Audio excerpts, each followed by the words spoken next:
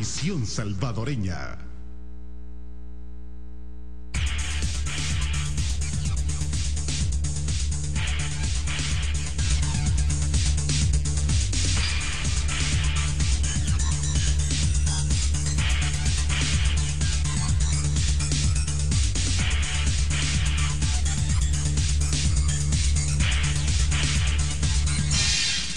Muy buenas noches, amigos televidentes. Como todas las noches, siempre es un verdadero placer darle la bienvenida a todos ustedes a disfrutar la entrevista 8 en punto.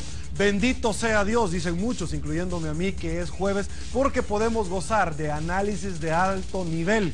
Noche de panelistas independientes, como la licenciada Sandra Barraza, a quien con mucho gusto le doy la bienvenida, licenciada. Muchísimas gracias por acompañarnos. Buenas noches.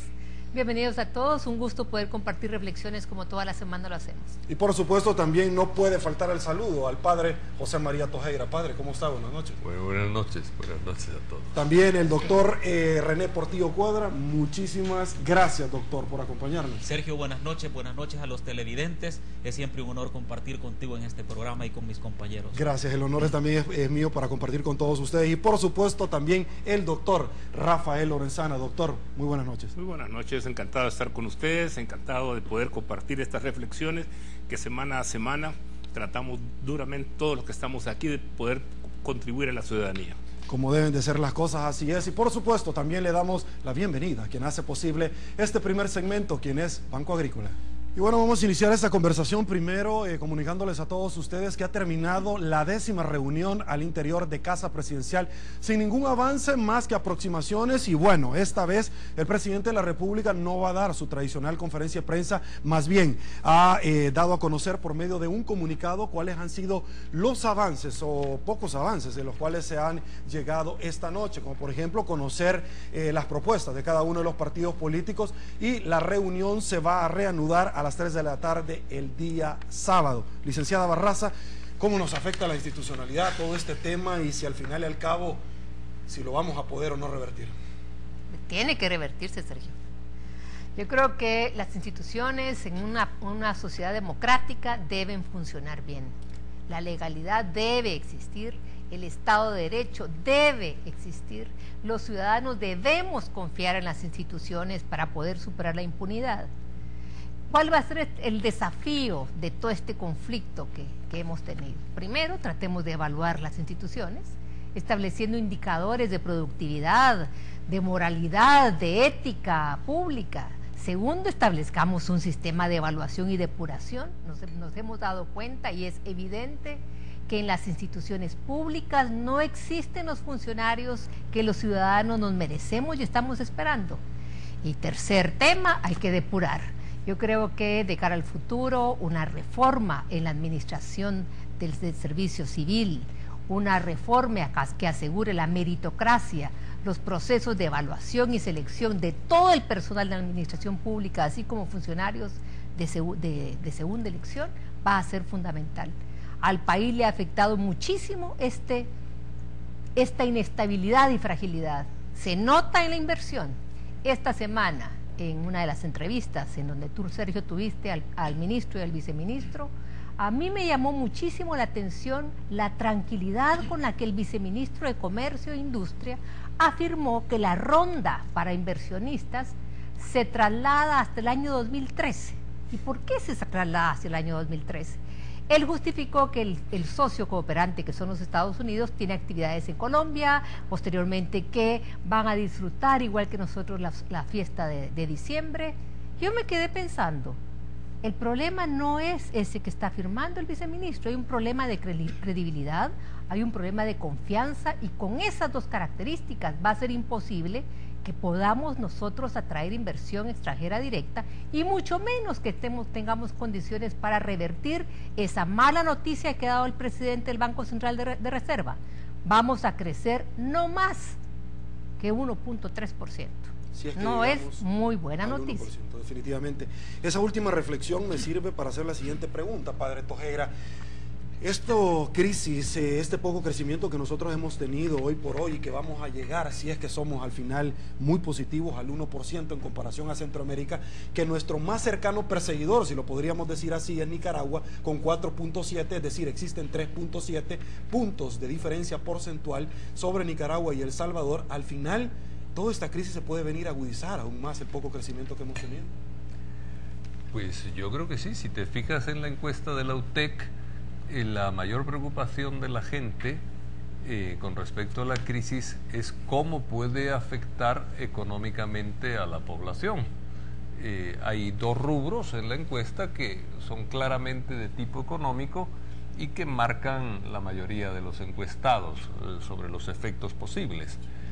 Y evidentemente no estamos para ese tipo de problemas, ¿verdad? Es decir, de que la falta de confianza, en parte internacional, en parte empresarial, en parte también la falta de cohesión social, porque cuando hay falta de confianza en un país, la cohesión social se rompe. Es decir, incluso para estos temas de la delincuencia, etcétera, el que no se confíe en las instituciones, que no se confíe en los políticos, que al final son los que gestionan las instituciones, la falta de confianza crea rupturas en la cohesión social. Y cuando no hay cohesión social, la criminalidad campea perfectamente. Es decir, solo una sociedad cohesionada puede enfrentar olas delincuenciales.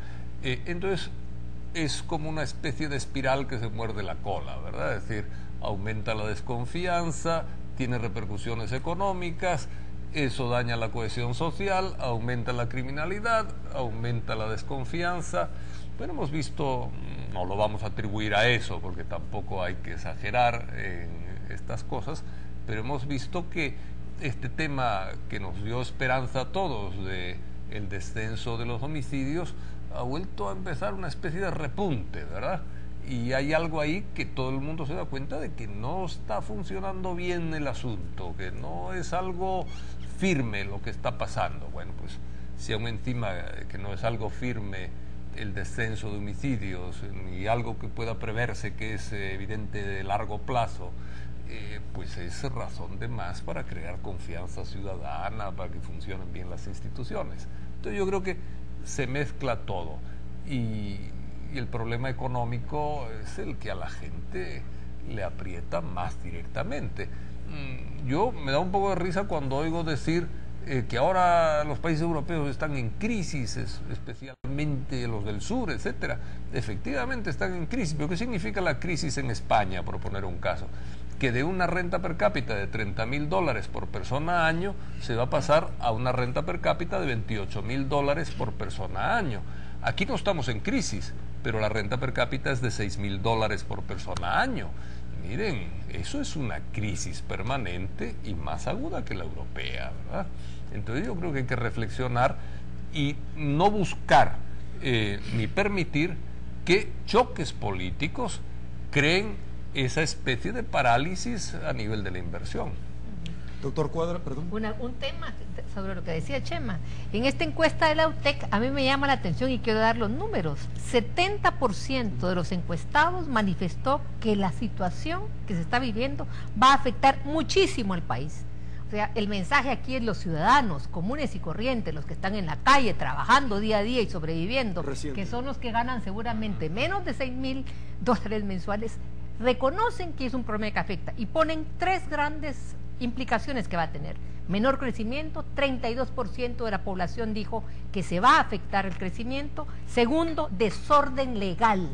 Desorden legal, 25%. Y tercero, con el 23%, la falta de apoyo internacional en áreas económicas y sociales que son estratégicas. Entonces, la ciudadanía está totalmente informada y tiene opinión y postura sobre este tema. Por supuesto, vamos a seguir conociendo más encuestas. Doctor Cuadra, no me quiero salir del ámbito económico, pero obviamente esto está íntimamente ligado con el tema legal. Y es que esta semana, como muy bien lo dijo la licenciada Sandra Barraza, me acompañó el titular de Economía. El paquete de reformas legales no se ha presentado a la Asamblea Legislativa, todavía está en Casa Presidencial, entre ellos la ley de zonas francas, que ciertas prerrogativas vencen en el 2015, por ejemplo, con la Organización Mundial de Comercio, y esto no se ha dado precisamente por el ambiente que se está discutiendo y la crisis hoy por hoy en Casa Presidencial. Bueno, mira, lo que pasa es que esta crisis tiene dos afectaciones drásticas para el futuro del país. Uno de ellos tiene que ver con el tema de gobernabilidad y el tema social, y el otro tiene que ver con institucionalidad y administración de justicia. Fíjate que en el primer tema, en las sociedades es bueno que exista disenso social, porque eso es lo que forma el consenso social. Pero es que lastimosamente en nuestro país esta crisis está provocando un resquebrajamiento del tejido social, de tal manera que El Salvador se está volviendo más polarizado de lo que era antes de la crisis. Es decir, tú ves una serie de campos pagados en los periódicos que lo que refleja es un resquebrajamiento de la sociedad civil, anotando posturas cada quien a partir de lo que cree e interpreta de la crisis, y eso lo que hace es que nos aleja de los verdaderos problemas sociales, como es el desempleo, la pobreza, la marginalidad, la seguridad, etcétera. Entonces, no solamente es el tema legal per se, sino que también hay otro problema que nos conduce a lo que ya dijimos. Es que en este país cada vez está más lejos el tema de la planificación social de largo plazo. En este país, el plan quinquenal de 4 años presentado por este gobierno es una declaración muy bonita de más o menos 98 páginas, pero de eso no se pone en práctica ni siquiera un 10%, por dos razones básicas. Una, porque existe capacidad para poder financiar esos proyectos sociales, y dos, lo más importante es que no existe un entendimiento de las fuerzas sociales que le dé viabilidad a ese plan de gobierno. Eso es importante, y si lo ves desde el punto de vista de la justicia y la institucionalidad, bastaría dar un dato. En la crisis, desde el 30 de junio hasta esta fecha, están paralizados 3.846 casos en 3 salas de las 4 que conforman la Corte.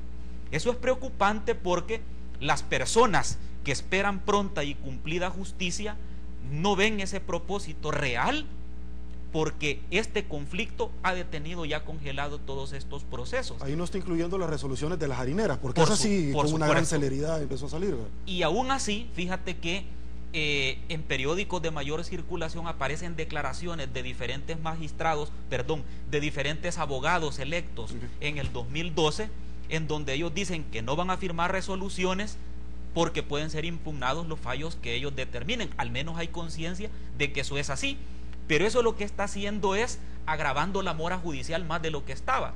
Y si lo ves desde el punto de vista del entendimiento político que debe de haber en la Asamblea, pues mira, a cualquier persona le es fácil entenderle que Arena no daría los votos para todas aquellas decisiones que sean aprobadas con 56 votos. Verbi gracia el tema de los préstamos. Entonces, el país no va a poder financiar ni siquiera la caja chica porque no van a haber más préstamos para el país. O sea, la crisis es de grandes proporciones para este pequeño país en el que vivimos. Doctor Barraza, Lorenzana, el padre Tojera habló. Lo que pasa es que tienen una muy buena relación ustedes y amistad, que es importante darla a conocer ante los amigos televidentes. Doctor Lorenzana, el padre Tojera habló de seguridad, que está íntimamente ligado con Asocio para el Crecimiento. Sin embargo, a mí me llamó la atención porque esta semana la Secretaría Ejecutiva de la CEPAL destacó durante una reunión la estabilidad económica que vive nuestro país, El Salvador, esto según informe que rindió acá, pues. Pues que aquí hay varias formas de ver las cosas y ya se han hablado, ya los que me antecedieron en la palabra han hablado de los diferentes aspectos que ellos ya tocaron, obviamente. A mí me preocupa el aspecto del liderazgo que tenemos en El Salvador, o la falta de liderazgo. Este problema del bajo crecimiento en El Salvador no es necesariamente eso hace 3 meses. Esto viene de hace tiempos. Venimos con la promesa de que íbamos a crecer 2.5 este año y ahora estamos diciendo que tal vez llegamos a 1. Entonces aquí lo que pasa es que hay una incapacidad manifiesta que desafortunadamente nunca se trata de soslayar hablando de una cantidad de cosas de las cuales no tocan el punto medular. Aquí usted ve, por ejemplo, eficiencia, usted ve eficiencia en el manejo de la cosa pública en obras públicas. Se nota una gran eficiencia, hay una gran inversión, pero usted para allá no ve nada. Se dice que se comprueba de que ha sido la mayor recaudación que ha tenido algún gobierno y la mayor disponibilidad de fondos que ha tenido por los préstamos este gobierno. Sin embargo, no vamos a crecer posiblemente más allá del 1%. Entonces, ¿qué es lo que nosotros estamos padeciendo? Y cuando vemos este tipo de situaciones que se da a los dirigentes políticos, 10 reuniones sin poderse poner en acuerdo, y lo que han sacado de acuerdo en 10 reuniones es algo que se sabía desde antes que entraran a las reuniones, porque la sentencia de la sala sí decía que los del 2006 fueran reelectos. Esto es la gran cosa que sale en este comunicado que van a hacer esta semana. Entonces, nosotros tenemos varios problemas, y la situación económica nos va a llevar a un problema muchísimo más serio en el aspecto seguridad y en el aspecto desarrollo social. Aquí no se puede seguir regalando como se ha venido haciendo. Mire, es un gobierno incluyente y aquí le vamos a dar a todo el mundo fondos, ¿sí? ¿Y de dónde los vamos a sacar? Si la carterita de los préstamos se está secando, y como bien lo menciona el doctor Portillo Cuadra, ¿qué va a pasar si Arena no sigue dando los votos para los préstamos que quieren hacer, que están hablando de 800 millones para pedirse cartas? Hueco fiscal que necesitan. Entonces, ¿qué tenemos que hacer los salvadoreños? Esa es mi preocupación. Los salvadoreños tenemos que involucrarnos más en este país, demandar más de nuestros llamados líderes, y es más, ahora que se está hablando de los candidatos, empezar a ser un poco más demandantes de que quién nos va a dirigir los destinos dentro de 2 años, porque aquí estos 2 años como que vamos a seguir igual. ¿Por qué le resultó más fácil a las maras ponerse de acuerdo que a los políticos, doctor? Es increíble, porque no puedo decirle que las maras no hubo tranzas económicas, si usted quiere, así se ha dicho. Sí. Pero también con los políticos siempre se ha dicho todo el tiempo que aceptan tranzas económicas. Ahora, yo lo que no entiendo es por qué razón la ciudadanía no quiere comprender que aquí detrás de todo esto no es aspecto jurídico. Yo insisto, aquí hay un gato encerrado, y si no, la prueba está en lo que acaba de pasar en Honduras. Vean lo que hicieron ayer en Honduras. Agarran a un tipo que lo han buscado por tantos años, y la sala de lo constitucional en Honduras en menos de 24 horas lo deja libre. Eso es lo que andamos queriendo tener aquí, una sala como esa.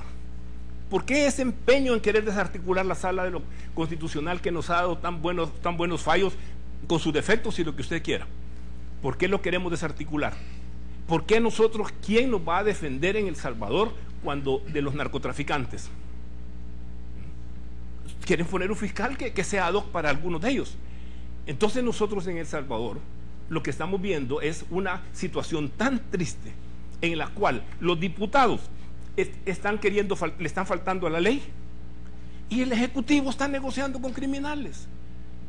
Entonces tenemos que entendernos al fondo de qué es lo que está pasando. Yo celebro la discusión jurídica, pero aquí el trasfondo es político, y el trasfondo al final de lo político son intereses políticos. Y bueno, la información que yo por lo menos manejo hasta este momento, que lo que está entrampando realmente es que sí se está discutiendo quién va a ser el fiscal general de la República. Vamos a seguir conversando sobre esto, pero antes... Eso no resuelve todos los problemas que hemos resuelve, destacado. definitivamente. Problema de empleo, problema de inseguridad, problema de inversión, problema de gobernabilidad y problema de institucional. Claro, no lo resuelve.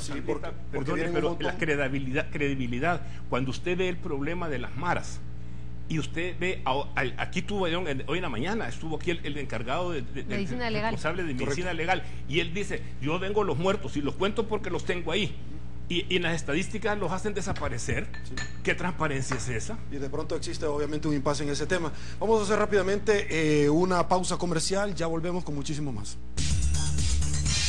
Estamos de regreso, muchísimas gracias por su preferencia, licenciada Barraza. Ya lo decía el doctor Lorenzana, esta mañana nos acompañó aquí en Perspectivas el director de Medicina Legal, y él decía en un rotativo, se ha fracturado prácticamente este acuerdo que se tenía de las maras. Sin embargo, hemos hablado de homicidios, hemos hablado de una gran cantidad de elementos, sin embargo las extorsiones nunca pararon.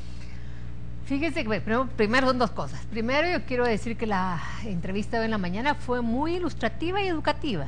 Creo que pocas personas tienen acceso a información para conocer las competencias que tiene el Instituto de Medicina Legal. Creo que no fue suficiente el tiempo para que él explique lo que hacen de investigación científica y todo el ámbito y el área que tienen que trabajar. Entonces creo que el mensaje principal fue: hay una tendencia que puede afirmarse, podemos afirmar que hay una fractura de lo que está pasando.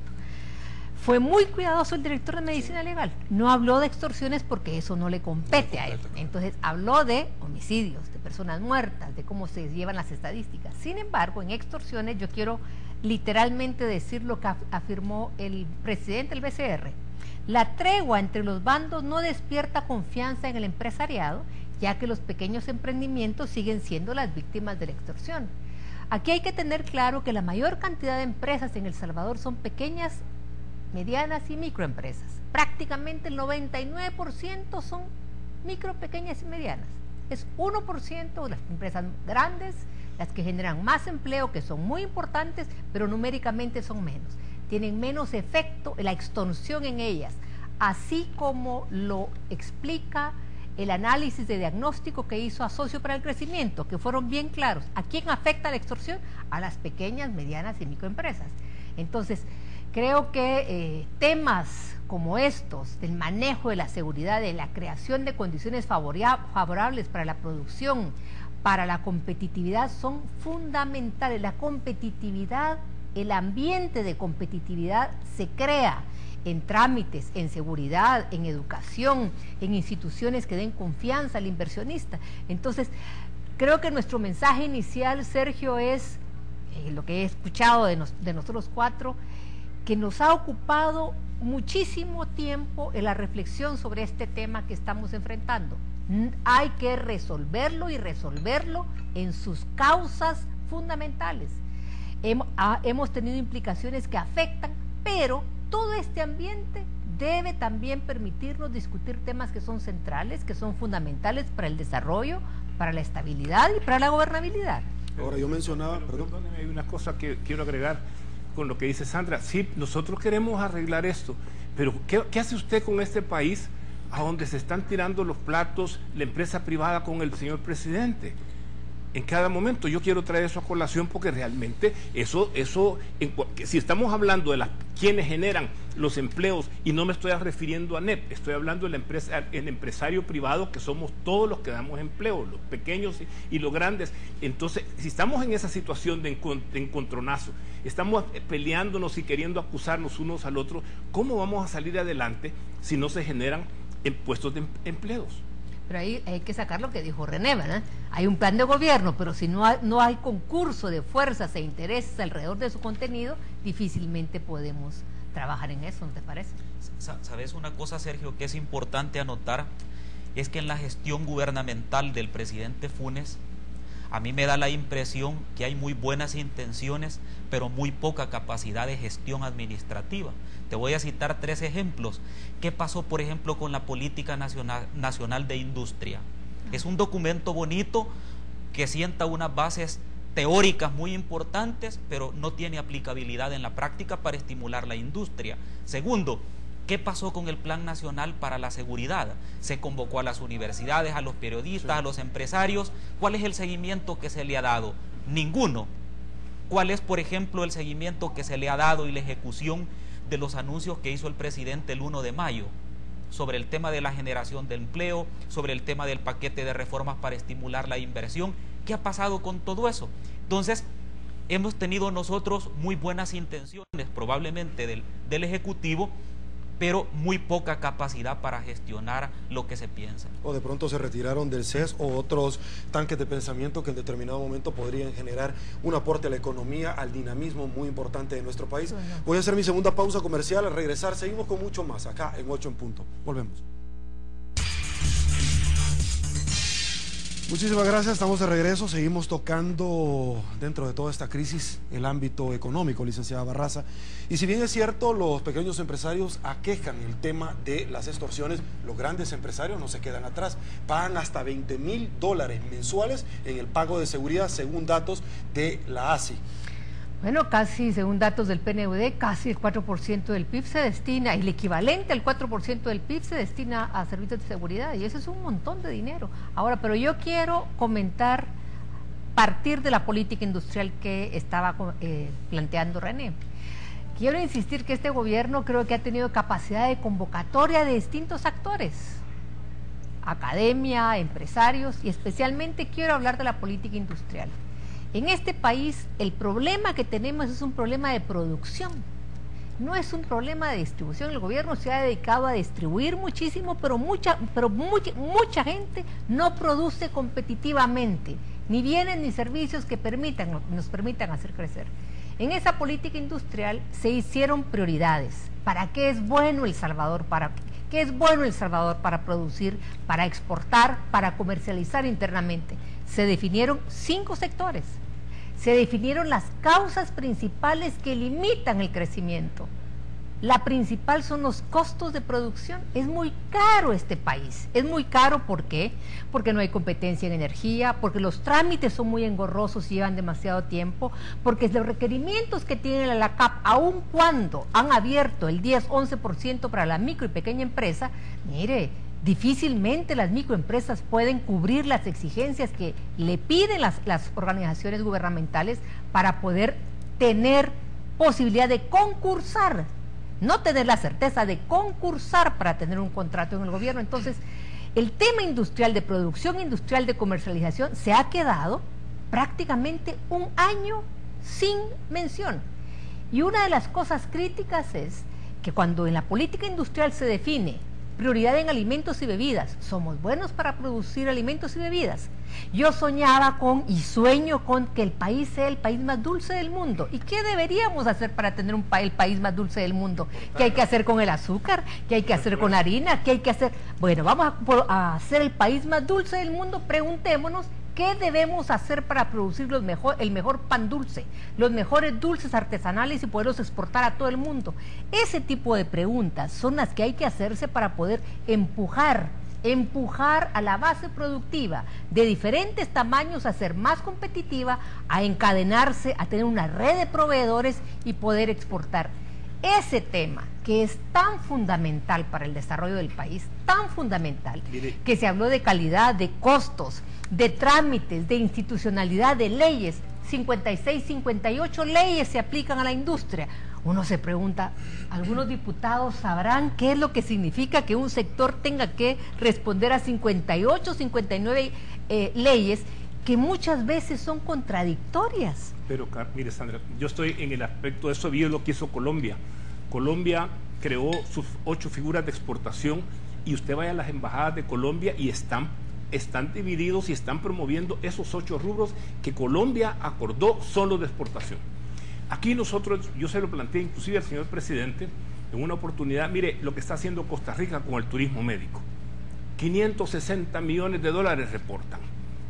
Y nosotros en El Salvador no podemos hacer eso porque ahí tenemos una ley de servicios de exportación de servicios que en general, en la que incluye los de salud, que la empezaron a revisar porque fue del gobierno pasado y estaba realmente muy mal hecha, la empezaron a revisar y está desde diciembre del 2009, está saliendo ahorita del Ministerio de Hacienda. Entonces no hay ningún estímulo en esa zona. Tenemos las tarifas aéreas más caras de toda Centroamérica. A los pacientes que vienen a El Salvador les sale más caro quedarse aquí que hacer escala aquí ir para Costa Rica. Entonces somos un país que no nos entendemos. ¿Cómo es posible que vamos a crecer cuando usted dice que quiere que el país sea dulce? ¿Y cómo vamos a hacer con el azúcar? El país más dulce del mundo. ¿Y cómo vamos a hacer con el azúcar? Si no la podemos importar. Las compañías como que yo me enteré, la Pepsi-Cola se estableció en Guatemala porque allí se podía tener un costo de azúcar que aquí en El Salvador no lo podía tener. Hay otros 2 temas aparte del que mencionó el doctor Lorenzana que es importante anotar. Cuando uno analiza las economías pequeñas pero de gran escala en el mundo, lo que hacen es poner todo su esfuerzo en la productividad y en la comercialización de 1 o 2 rubros. para que los sectores sean potenciados a partir de esas apuestas estratégicas. Solo para decirte cómo soporta la deteriorada industria de nuestro país, la endeble economía que tenemos en números. Imagínate que genera el 23% del PIB, el 35% del empleo nacional y el 92% de las exportaciones, y genera además el 23% de los ingresos tributarios. Así como está de deteriorada la industria, significa que si nosotros le apostáramos a ser un país industrial bajo la lógica de potenciar la economía sectorial, nosotros pudiéramos salir de la crisis. Pero hay otro punto que me llama mucho la atención y que hay que decirlo despacio, porque este es un tema muy delicado que hiere susceptibilidades. De mayo del 2011 a mayo del 2012, el gobierno invirtió 341 millones de dólares en subsidios. La lógica del subsidio no solamente es dar ahora para que la gente coma ahora y aguante hambre mañana. La lógica de los subsidios en los países que se han desarrollado es de que el subsidio sirve para invertir, es decir, para darle capacidad de autosostenimiento a las familias, a las comunidades y a las cooperativas.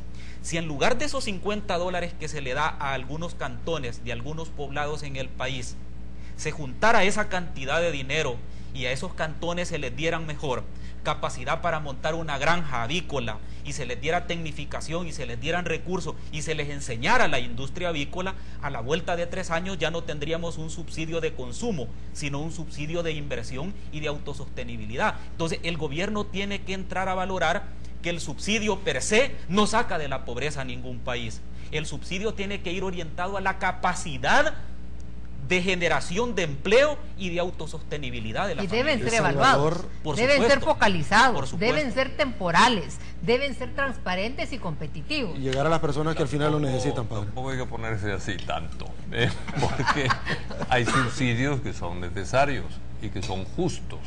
Yo, por ejemplo, el que se citó de los 50 dólares a los mayores de 70 años, me parece que es un subsidio que, aunque no tenga finalidades productivas, es un subsidio necesario y justo para una población que trabajó, que produjo riqueza para el país, que otros se quedaron con la riqueza que produjeron ellos y que al final se encuentran con una vejez totalmente desprotegida. Es decir, el derecho a una ancianidad digna es un derecho universal, y hoy ese derecho universal se cubre con pensión.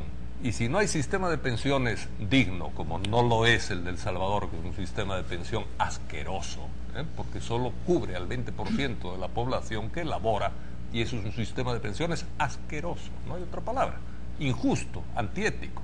Bueno, pues si no hay un sistema de pensiones digno, buscar una pensión compensatoria, yo creo que es lo mínimo que se puede hacer en justicia. Eso de mi parte. Y quiero decir una cosa más también que no hemos tocado, que es que tenemos una empresa privada, digo, no todos, ¿verdad?, pero bastante egoístona. Miren, cuando se revendieron los bancos, primero se vendieron a precio de ganga, ¿verdad?, porque se pagaba el 5% del valor de las acciones y el resto con los dividendos se iba autopagando, ¿verdad? Eso en el 91, me parece que fue. Pero cuando luego se vuelven a vender los bancos y se pagan a niveles internacionales, y hay gente, accionistas, no hablo de familias, sino de personas de una sola familia, que reciben más de 100 millones de dólares en el 2007, dice uno, ¿dónde están? Están invertidos en el país. Ha habido un montón de dinero que llegó aquí, varios miles de millones de dólares a la empresa privada. ¿Y dónde los tienen? Dicen que compran tierras en Nicaragua. Mira qué bien, en público hablamos más de los sandinistas y a la hora de invertir se van allá, ¿verdad?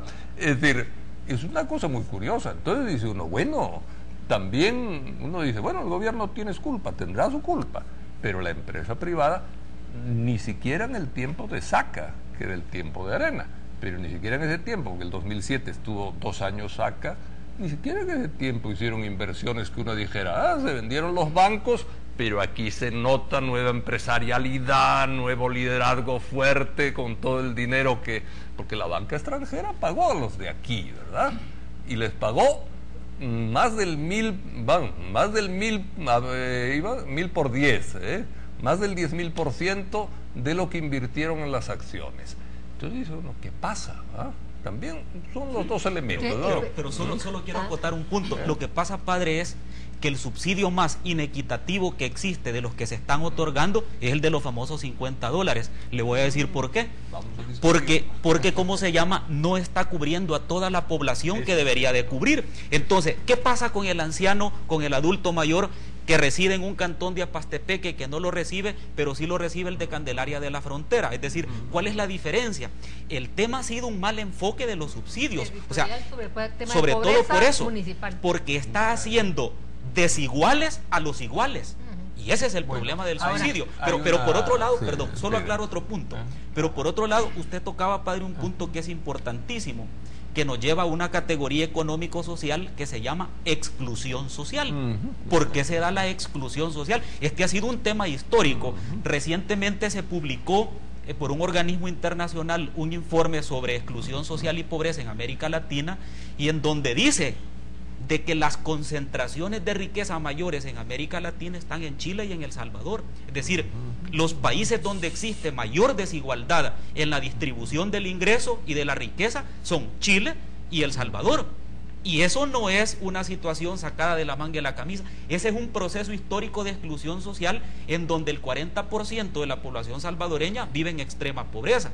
Entonces, yo lo que creo es que el tema de los subsidios es funcional en la medida, en primer lugar, de que tenga un impacto medible. En segundo lugar, de que se otorgue a personas en igualdad de condiciones. Y en tercer lugar, no se puede otorgar y dar lo que no se tiene. Y aquí viene un problema complejo, porque lo que no se ha podido generar en empleo probablemente se está yendo por el lado del subsidio. ¿Qué pasa cuando ya no tengamos préstamos para subsidiar los subsidios? Es un problema de populismo gubernamental que no nos permite ver a largo plazo como una sociedad en la que se invierte y se pueda subsidiar a partir de la riqueza que se genera. O sea, es un problema estructural. Un tema crítico, subsidios para población anciana. Y es peor, los que pagan pensiones seguramente cuando tengan que pensionarse no van a tener suficiente para pensionarse. Porque ahora es mejor poner el dinero a plazo fijo e ir poniéndolo todos los meses en el banco que esperarse a tener la pensión, porque no están por obligación financiando al gobierno. O sea, no es rentable. Nadie me asegura que los ahorros programados que estoy haciendo yo mensualmente me van a dar al final de mi vida económica productiva, que obviamente somos muy poquitos, Chema, tenés razón, 20%, la reforma que hubo no ha tenido los resultados que se esperaba, y esos temas tampoco pero es que es el problema, Sandra, que yo lo he estado diciendo en estos programas, y es otra vez el problema de los líderes que nosotros tenemos, fuera y dentro del gobierno. El problema de liderazgo en este país es tremendo. Y sencillamente es porque nos hemos aprendido a vivir descalificándonos unos a otros. Aparece alguien con unas buenas ideas, con un liderazgo capaz, y hay que descalificarlo, o porque es de un lado o porque es del otro. Y nosotros así no podemos salir mientras no haya una realmente concertación en este país. Si ustedes están viendo los partidos políticos que llevan 10 reuniones para ponerse de acuerdo en elegir 10 magistrados, por favor, cuando ya la sala les dijo lo que tienen que hacer, solo tienen que reciclar los nombres. Entonces nosotros tenemos una característica, una calidad de liderazgo tan pobre que en lugar de estar discutiendo esos problemas, la refocalización de los subsidios, ya empezó a subir la gasolina. 2 días, 3 días les doy a los buceros para que anden en la calle otra vez pidiendo más dinero. Baja la gasolina, se calman.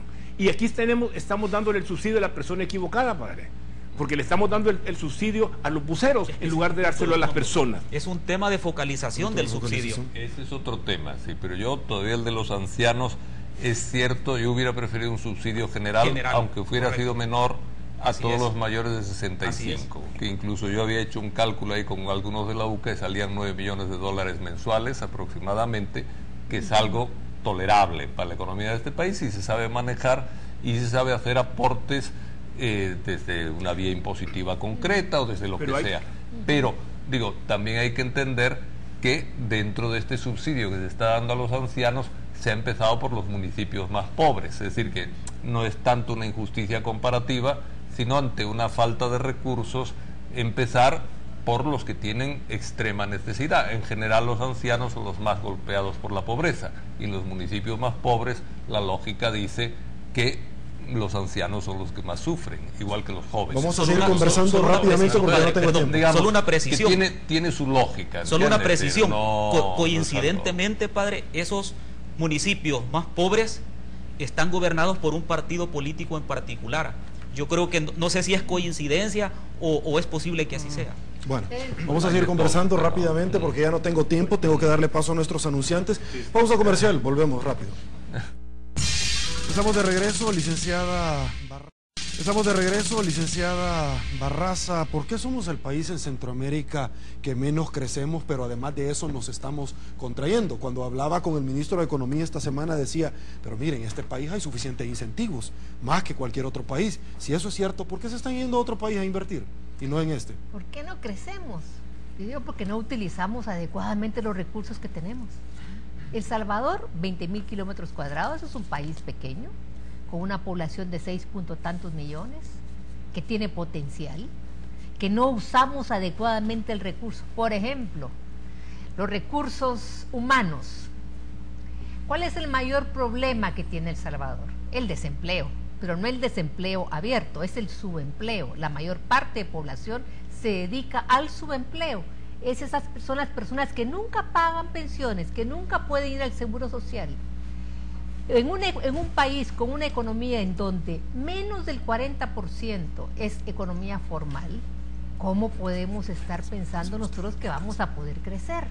Primer tema. Segundo, en un país en donde los dirigentes políticos partidarios siempre están dando muestras que pueden cambiar las reglas de juego cuando quieran y para quien quieran, ¿quién va a invertir? Fíjese que cuando nosotros hicimos la consulta hace varios años en Los Ángeles, habían salvadoreños que su mensaje era, mire, aquí habemos 1,000 de 100,000, con capacidad de invertir $100,000 cada uno. El problema es que es nuestro trabajo de toda la vida, y si lo llegamos a perder allá, yo estoy dispuesto a tomar riesgos, pero el gran riesgo es que no tengo claras las reglas de juego. Ese mensaje era suficientemente claro para decir por qué no vienen a invertir acá. Sandra, aquí hubo una persona que fue bien conocido, vive en Washington, un inversionista muy grande en los Estados Unidos, en esa parte de Washington, y vino a querer invertir aquí. Esa persona presentó un proyecto en la zona de Jiquilisco, el cual misteriosamente le fue robado del banco a donde lo presentó.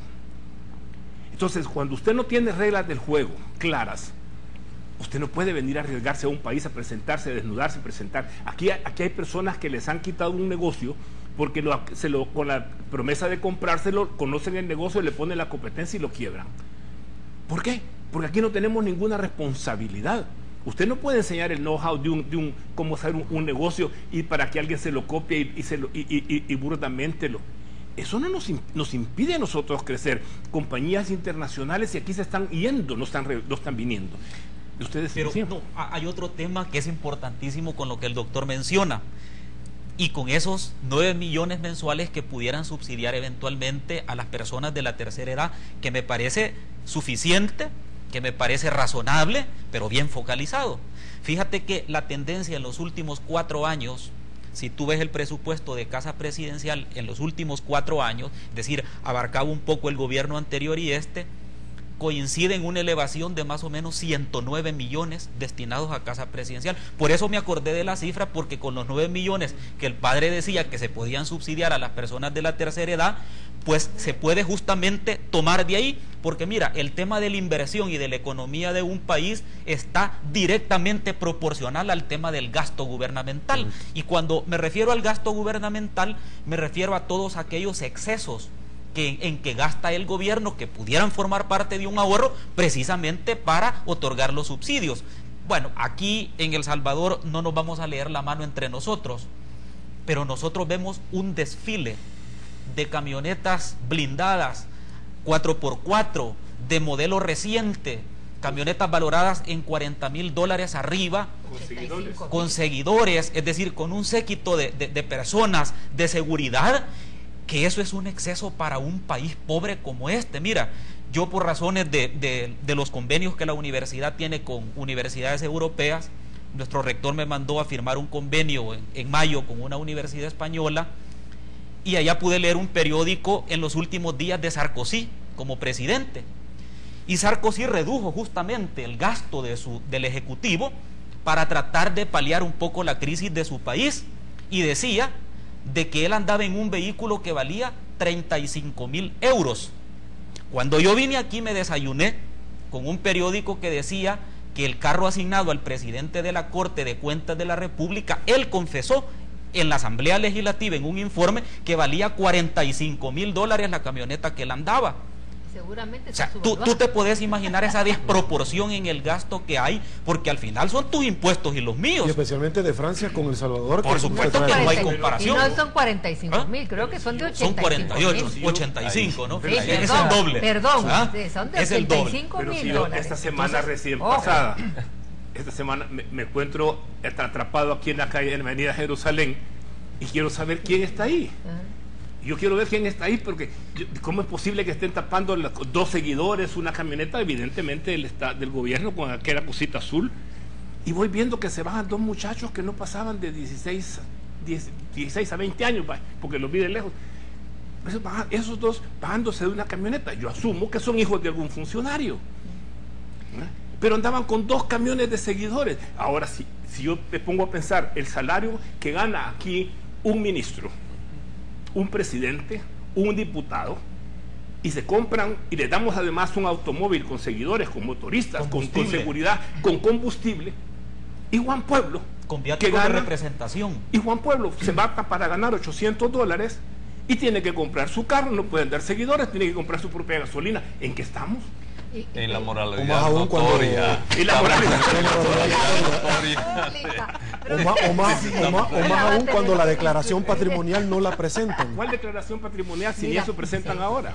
Correcto. Entonces el tema de la austeridad, austeridad en el gasto es uno de los temas fundamentales en los países que estamos en crisis. Lo que pasa es que aquí no hemos querido entender, y todavía la austeridad gubernamental es algo simplemente de palabra. Cuando tú ves, por ejemplo, oficinas lujosísimas de ministros, de directores de autónomas, y tú decís, ¿y cómo es posible de que estas personas, cuando se les aumente el salario mínimo, es de $8, de $10? Y ojo, se le está aumentando el salario mínimo, pero a la capa de empleados que ganan un poco más del salario mínimo, esa gente tiene 10, 12, 15, 20 años de ganar lo mismo. Es decir, es una desproporción, porque el círculo virtuoso de la economía supone que la persona gasta cuando tiene capacidad de pago, cuando tiene un ingreso razonable, entonces es que se estimula la economía. Pero aquí no hay tal círculo virtuoso. Una cosa, según estudios del PNUD, los jóvenes de hoy, que están bastante mejor formados que sus papás, con mayor nivel de escolaridad que los papás, están con respecto a la capacidad de compra ganando menos que sus papás hace 30 años, ¿verdad? Entonces, los salarios se han ido deteriorando para la mayoría de la población del país, creando un desestímulo muy grande y una tendencia a la migración, porque un joven que ve que su papá tiene menor formación, pero que ganaba más que él, y que el dinero que gana él ahora no le llega ni casi para la mitad de lo que ganaba de lo que podía invertir el papá, dice, ¿dónde estamos? Eso pero sé de que trabaja en la Corte Suprema, en el Seguro Social o en la Asamblea Legislativa. O en CEPA. O en CEPA. Entonces ahí usted ve la desproporción, aún en los salarios gubernamentales. Por eso hay que hacer una reforma de la administración pública. Pero yo quiero volver a la... ¿Quién la va a hacer? Es decir, yo creo que hay que hablar sobre eso, porque la gente conoce poco sobre el tema de administración pública y cuál es una regla, Rafael. Pero la pregunta era, ¿y por qué crecemos tan poco? Yo quiero chequear el tema de gasto-inversión. Para que nosotros podamos crecer, debemos de tener un recurso humano bien formado. Aquí en el país no podemos conformarnos con lograr 6º grado de primaria. Es imposible que el país crezca, se desarrolle y podamos aprovechar creativa e innovadoramente los recursos. Los países que crecen, que demuestran éxito, se concentran en educar a su población. Es una inversión de largo plazo.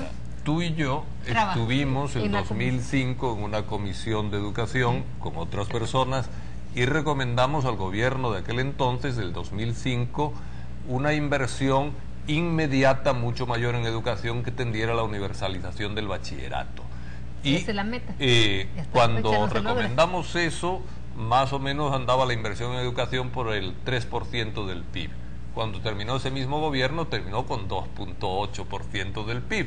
Es decir, y tuvo 4 años después de la recomendación nuestra. Es decir, no se invierte en educación. Todavía ahora estamos en 3.17, por lo menos según la información de finales del año pasado. No sé ¿verdad? Pero el año pasado era 3.17. Es decir, el aumento en inversión en educación ha sido muy pequeño. Ojalá en estos 2 años que quedan de este gobierno sea una inversión masiva en educación. ¿Por qué no se invierte en educación? Y además evaluando el recurso humano, porque también hablamos de los docentes. Claro. Mejorar la calidad, la cobertura, la retención, la calidad, que son temas fundamentales. Mira, sobre este tema brevemente, rápidamente, sí. Hay que decir las cosas como son, ¿verdad? Una de las grandes apuestas del anterior ministro de Educación, el ahora pues candidato a la presidencia por el FMLN, una de las apuestas que él hizo en el ministerio fue justamente el tema del replanteamiento de la docencia en el país, desde el kinder hasta la universidad. Lastimosamente él pues, digamos, tuvo que ahuecar ahí en el ministerio, pero sería importante que el nuevo ministro retome ese plan que tenía el ministro Sánchez Serén, que a mí me parecía muy bueno, muy pero coherente. No solo es formación, René, es también contratación, es evaluación. Claro, ¿sabéis qué es lo que pasa, sí, Sandra? Que la piedra angular del proceso de enseñanza-aprendizaje es el maestro. Si tú tenés un buen maestro que estimule la enseñanza, tenés un buen proceso. Bueno, señores, una gran cantidad de temas que ciertamente lo que sí vamos a hacer mañana una propuesta a la dirección del canal para que ya no sea 1 hora, sino que 2 horas, como dijo el doctor Lorenzana, por iniciativa de ley, señores, así queda escrito. Llegamos al final. A mí me va a quedar. Bueno, vamos a llegar al final definitivamente de la entrevista, 8 en punto, no sin antes agradecerle a estos panelistas de analistas independientes que nos acompañan todos los jueves, como la licenciada Sandra Barraza. Licenciada, será hasta el otro jueves, lastimosamente nos vamos a tener que aguantar. Una semanita, padre, gracias. Bueno, encantado ahí, mucho gusto. Doctor Cuadra, muchísimas gracias. Buenas noches, Sergio, buenas noches a la teleaudiencia. Doctor Lorenzana, gracias. Un placer estar con ustedes y espero con ansiedad el próximo jueves. Bueno, lo vamos a esperar con ansias locas, como dice una canción por ahí. Quédese con nosotros que tenemos mucho más que ofrecerle. A continuación, Solo Fútbol. Pase muy buenas noches, será hasta el día de mañana y que el Señor nos bendiga a todos.